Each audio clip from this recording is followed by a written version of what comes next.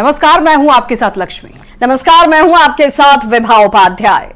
बजने वाले हैं दो और हम दोनों लेकर आ गए हैं दो दनादन खबरों का सिलसिला शुरू करेंगे, लेकिन सबसे पहले नजर इस वक्त के हेडलाइंस पर। स्ट्रॉन्ग मतलब माइथन स्टील निर्माण का मानदंड। राम मंदिर में सूर्य की किरणों से रामलला का सूर्याभिषेक। रामनवमी पर अयोध्या में दिखा भव्य नजारा।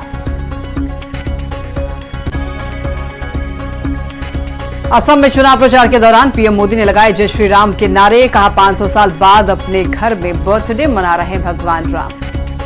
ये प्रभु राम का बर्थडे 500 साल के बाद आया है, जब वो अपने निज घर में बर्थडे मनाने का सौभाग्य मिला है। सारण के संग्राम में बेटी रोहिणी आचार्य के लिए लालू प्रसाद और राबड़ी देवी ने संभाला मोर्चा। 2 दिन तक सारण में कैंप करेंगे दोनों पूर्व सीएम। केंद्रीय मंत्री गिरिराज सिंह ने सीपीआई को बताया पाकिस्तान का एजेंट। मैनिफेस्टो में देश से परमाणु हथियार खत्म करने के जिक्र पर साधा निशाना। आज थम जाएगा लोकसभा चुनाव के पहले चरण के लिए प्रचार का शोर। 19 अप्रैल को गया, नवादा, जमुई और औरंगाबाद में होगा मतदान। हेडलाइंस प्रेजेंटेड बाय स्ट्रॉन्ग मतलब माइथन स्टील निर्माण का मानदंड।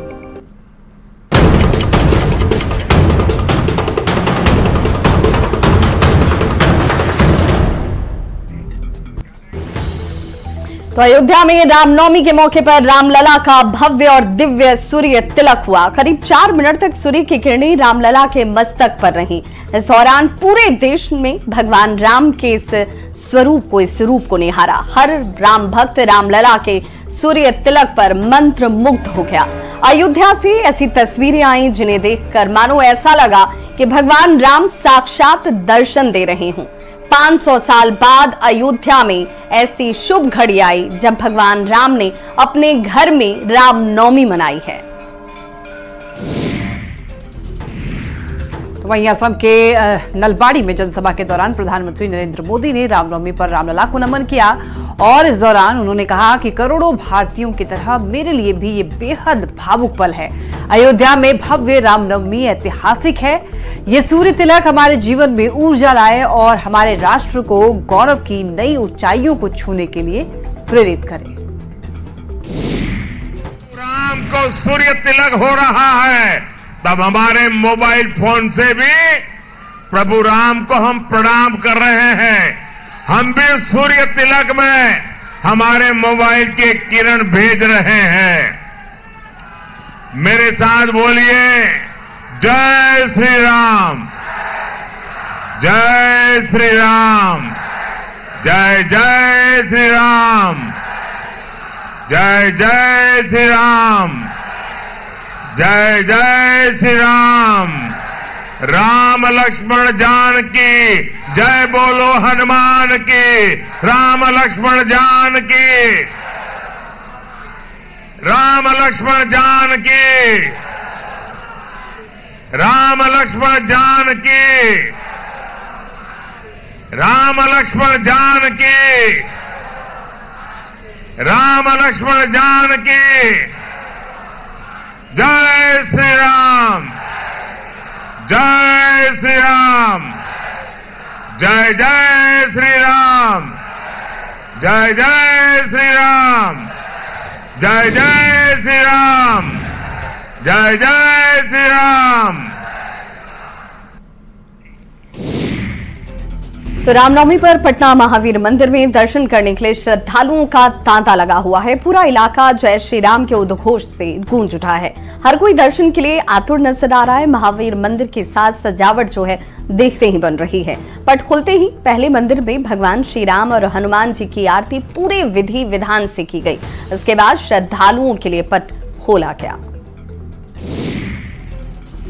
भक्तों के प्रसाद चढ़ाने और दर्शन करने का सिलसिला सुबह से ही जारी है। आपको बता दें कि सुबह 10 बजे ही आपको बता दें कि इस मंदिर में यहाँ पर ध्वज जो है उसकी पूजा की गई और महावीर मंदिर के तीनों ध्वज की पूजा के बाद ध्वज बदले गए और उसके बाद मर्यादा पुरुषोत्तम श्री राम की जन्म आरती की गई। आरती के बाद भक्तों के बीच रोट और हलवा प्रसाद का वितरण किया गया।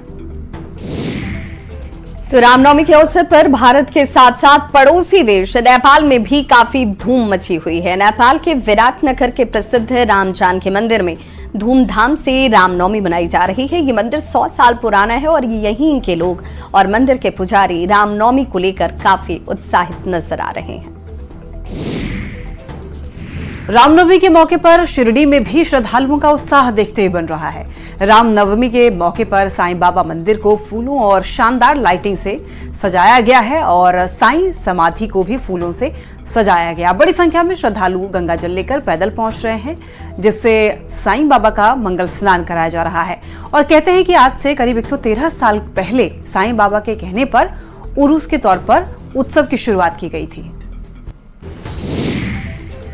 देश भर में मर्यादा पुरुषोत्तम श्री भगवान राम का जन्मोत्सव मनाया जा रहा है और राजधानी रांची में निवारणपुर के ऐतिहासिक तपोवन मंदिर में श्रद्धालुओं की भीड़ उमड़ पड़ी है। राम भक्त श्रद्धा भाव से अपने आराध्य की पूजा अर्चना और दर्शन करने के लिए पहुंच रहे हैं। और इसके साथ साथ राजधानी के अलग अलग इलाकों से महावीरी अखाड़ों की शोभा यात्रा का तपोवन मंदिर पहुंचना शुरू हो गया है। महावीरी झंडों के जरिए भगवान श्री राम को समर्पित कर भक्त अपनी आस्था, श्रद्धा और विश्वास अर्पित कर रहे हैं। रामनवमी को लेकर रांची के तपोवन मंदिर में मान्यता है कि इस मंदिर में झंडा की पूजा किए बिना रामनवमी का कार्यक्रम पूरा नहीं होता है। रिलायंस वेंचर्स लिमिटेड के निदेशक अनंत अंबानी ने पुरी में भगवान जगन्नाथ के दर्शन किए। कड़ी सुरक्षा व्यवस्था के बीच अनंत अंबानी भगवान जगन्नाथ मंदिर पहुंचे और पवित्र त्रिमूर्ति के दर्शन किए। बताया जा रहा है कि अनंत अंबानी बीजू पटनायक अंतर्राष्ट्रीय हवाई अड्डे पर पहुंचने के बाद पुरी जगन्नाथ मंदिर पहुंचे थे। अनंत अंबानी को Z+ श्रेणी की सुरक्षा के साथ मंदिर ले जाया गया, जहां मंदिर प्रशासन की ओर से अनंत अंबानी का स्वागत किया गया। भगवान जगन्नाथ के दर्शन और पूजा के दौरान अनंत अंबानी ने खड़ा उपाटा उपहार में दिया है और सूत्र के मुताबिक अनंत ने मंदिर को आपको बता दें कि 2.5 करोड़ रुपए दान दिया है। 19 अप्रैल को पहले चरण का चुनाव होने वाला है और इसके लिए आज प्रचार का शोर थम जाएगा। बिहार में पहले चरण में 4 लोकसभा की सीटें जहां पर मतदान किया जाएगा, जिसमें जमुई, गया, औरंगाबाद के साथ नवादा लोकसभा सीट भी शामिल है।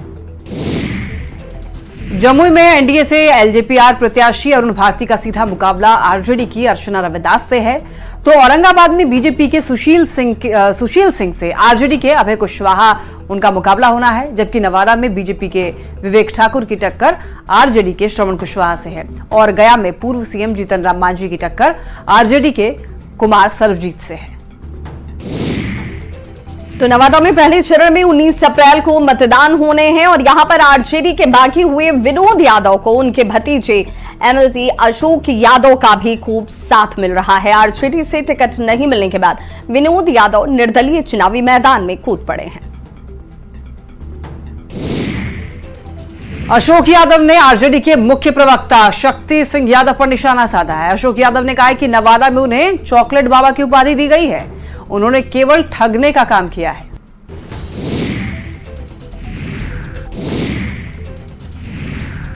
और बर्बाद करने का काम किया। हमेशा राजा रानी वाला जिंदगी बिताए हैं। एक राजा यहाँ थे, एक रानी उनकी पत्नी वहाँ थी। कभी विकास से कोई लेना देना। गोविंदपुर विधानसभा पे लगातार उनके परिवार का कब्जा रहा, लेकिन विकास के नाम पे देख लीजिए कुछ नहीं किया। और वो लोग ऐसा विधायक रहे जिनका आपकी गोविंदपुर की विधायक थी या नवादा के विधायक थे, उनको कभी देखने के लिए आदमी तरसते थे। 4-4 5 फाटक पार करते थे, तब जाके उनसे दर्शन होता था। लेकिन आपके बीच में आपके विधायक विभा देवी जी हैं, प्रकाश भी दिन भर लोगों के बीच में रहने का काम करते हैं। तो वहीं सुपौल में एनडीए प्रत्याशी जेडीयू से दिलेश्वर कामत ने नामांकन कर दिया है। दिलेश्वर कामत के नामांकन के बाद से बिहार एनडीए के नेताओं ने एक चुनावी सभा को संबोधित भी किया। चुनाव प्रचार के मंच से आरजेडी और लालू परिवार पर जमकर एनडीए नेताओं ने निशाना साधा। उपेंद्र कुशवाहा ने जहां लोगों को आरजेडी के जंगल राज की याद दिलाई, तो वहीं चिराग पासवान ने बिहार में डबल इंजन की सरकार के फायदे गिनवाए। सम्राट चौधरी ने लालू प्रसाद पर परिवारवाद को बढ़ावा देने को लेकर के भी जमकर निशाना साधा है। अति पिछड़ा समाज, दलित समाज, महादलित समाज के लोगों का सम्मान जितना नीतीश कुमार जी के कार्यकाल में बढ़ा, पहले कभी सोच भी नहीं सकता था। 2005 के पहले क्या स्थिति थी, 2005 के बाद क्या स्थिति बनी, सिर्फ कहने के लिए नहीं, उदाहरण एक नहीं अनेक उदाहरण है। अनेक काम हुए। हमारे प्रधानमंत्री जी ने देश का मान सम्मान सिर्फ राशि का ही काम नहीं किया, उन्होंने देश का मान सम्मान दुनिया भर में बढ़ाने का काम किया है। हम लोगों के ऊपर और बड़ी जिम्मेदारी है, हम बिहारियों पर। एक लंबे समय के बाद बिहार को डबल इंजन की सरकार मिली है। बिहार की यह विडंबना रही। और क्यों बिहार विकसित राज्य नहीं बन पाया? क्योंकि निरंतरता में हम लोगों ने विरोधाभास की सरकारें देखी। एक लंबा समय, लगभग 27 साल से ज्यादा का समय लगा। तो आरजेडी के राष्ट्रीय अध्यक्ष लालू प्रसाद और पूर्व सीएम राबड़ी देवी अगले 2 से 3 दिनों तक सारण में ही कैंप करने वाले हैं। बेटी रोहिणी आचार्य के लिए चुनावी रणनीति बनाई जाएगी। इस दौरान लालू प्रसाद सारण में आरजेडी कार्यकर्ताओं के साथ बैठक भी करेंगे। रोहिणी के लिए चुनाव प्रचार को धारदार बनाने के टिप्स आरजेडी के अध्यक्ष लालू प्रसाद की तरफ से दिया जाएगा। वहीं रोहिणी आचार्य पहली बार, आपको बताते चले, राजनीति के मैदान में उतरी हैं। सारण सीट से अपनी राजनीतिक किस्मत को वो आजमा रही हैं। रोहिणी के सामने बीजेपी के मौजूदा सांसद राजीव प्रताप रूढ़ी की चुनौती है। सारण के सियासी संग्राम में लालू प्रसाद खुद कूद पड़े हैं। जसपा तेजस्वी यादव ने कहा है कि सारण उनकी कर्मभूमि रही है और लंबे समय से सारण के लोग उन्हें अपने यहां पर बुला दे रहे हैं, तो प्रचार करने गए हैं। तेजस्वी यादव ने कहा है कि आगे भी लालू प्रसाद चुनाव प्रचार कर सकते हैं। वहीं संविधान बदलने की कोशिशों के सवाल पर तेजस्वी ने कहा है कि जो संविधान बदलेगा वो खुद ही खत्म हो जाएगा। सारण उनकी कर्मभूमि रही है, हमेशा से लोगों ने वहाँ आशीर्वाद दिया है।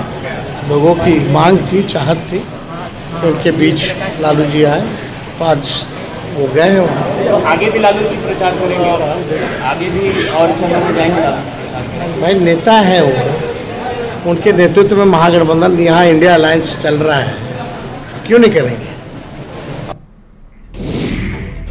सम्राट चौधरी के बयान पर आरजेडी के प्रवक्ता सारिका पासवान ने जमकर निशाना साधा है। सारिका पासवान ने कहा कि सम्राट चौधरी तो खुद पानी पिलाते थे। कि सम्राट चौधरी तो खुद जब राष्ट्रीय जनता दल के नेता थे तो वो लोगों को पानी पिलाने का काम किया करते थे, और यही काम है कि उनको पानी पिलाने के ही चलते उनको मंत्रिमंडल में जगह भी दी गई थी, मंत्री उनको बनाया गया था। देखिए, भारतीय जनता पार्टी कहा करती थी कि 2 करोड़ नौकरियां हर साल देंगे, और इतना ही नहीं, उन्होंने कहा था 2022 तक सबको पक्का मकान मिलेगा, लेकिन ना तो नौकरियां मिली ना पक्का मकान मिला। इन अंधभक्तों के आका और काका ने बदले में लोगों की चमड़ियां छीन ली। एनडीए प्रत्याशी संतोष कुशवाहा के प्रचार के लिए जेडीयू सांसद संजय झा और मंत्री लेशी सिंह पहुंची। इस दौरान संजय झा ने पूर्णिया एयरपोर्ट और सीमांचल में हो रही बाढ़ और सिंचाई से जुड़े जरूरी कार्यों की जानकारी दी।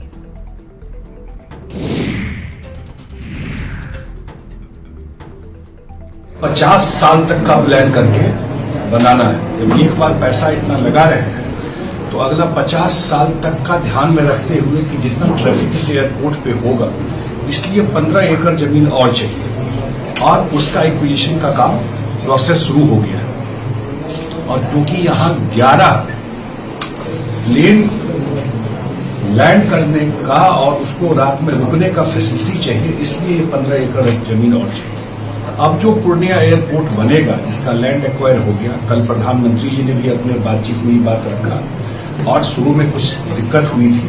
मुझे लगता है आने वाले साल भर में पूर्णिया एयरपोर्ट का टेंडर की प्रक्रिया रेडी है। लैंड इमरजेंट प्रोविजन में एक्वायर करके और टेंडर हो जाएगा और इमीडिएटली इस पर काम शुरू हो जाएगा। तो पटना सिटी के आलमगंज थाना क्षेत्र के महावीर घाट पर परिवार के 3 सदस्यों ने गंगा में छलांग लगाकर खुदकुशी कर ली। हाजीकला थाना क्षेत्र के जक्की का चौराहा मोहल्ला निवासी गौरव कुमार ने अपनी मां और बहन के साथ गंगा में छलांग लगाकर खुदकुशी की है। घटना बीते देर रात की बताई जाती है। हालांकि अभी तक तीनों शवों की बरामदगी नहीं हो पाई। रात काफी ज्यादा होने की वजह से गंगा में सर्च ऑपरेशन भी नहीं चलाया जा सका। घटना की सूचना मिलने पर पुलिस मौके पर पहुंची, पूरे मामले की छानबीन की। पुलिस को घटनास्थल पर एक सुसाइड नोट भी मिला है। हालांकि सुसाइड नोट में खुदकुशी का कारण स्पष्ट नहीं था। पड़ोसी के मुताबिक वो लोग काफी कर्ज में डूबे हुए थे, जिसके कारण सुसाइड की आशंका जताई जा रही है। फिलहाल पुलिस मामले की छानबीन कर रही है। दानापुर के खुशरूपुर थाना क्षेत्र में युवक के नाबालिग के साथ दुष्कर्म कर उसका वीडियो वायरल किया है, जिसमें नाबालिग की मां ने उसकी सहेली के भाई के खिलाफ ही स्थानीय थाने में मामला दर्ज कराया। पुलिस ने कार्रवाई करते हुए आरोपी को गिरफ्तार कर लिया है। पीड़ित के मुताबिक उसकी सहेली ने उसे एक दिन कॉपी लेने के बहाने अपने घर ले गई थी और उसको पानी में कुछ नशीला पदार्थ मिलाकर पिला दिया, जिसके बाद सहेली के भाई ने उसका आपत्तिजनक वीडियो बनाया और वीडियो वायरल करने का उसे धमकी देता रहा और उसे लगातार ब्लैकमेल करने लगा और उसके साथ दुष्कर्म करने लगा। इस संबंध में एएसपी दीक्षा ने बताया है कि मामले के संज्ञान में आने के बाद पुलिस ने कार्रवाई करते हुए आरोपी को गिरफ्तार कर लिया है। मोतिहारी के केसरिया प्रखंड के अजमद अली के पुत्र अफजल अली ने सिविल सेवा परीक्षा पास कर जिले को गौरवान्वित किया है। अफजल अली ने यूपीएससी की परीक्षा में 574वीं रैंक हासिल की। अफजल ने अपनी प्रारंभिक पढ़ाई हुसैनी और जामिया इस्लामिया में की थी और हर रोज 18 घंटे की पढ़ाई करने वाले अफजल ने सबसे कठिन परीक्षा में सफलता प्राप्त कर अपने जिले और गांव का मान सम्मान बढ़ाया। और फिलहाल यहां रुकना एक छोटे से अंतराल के लिए, फौरन होंगे वापस, बने रहिए हमारे साथ।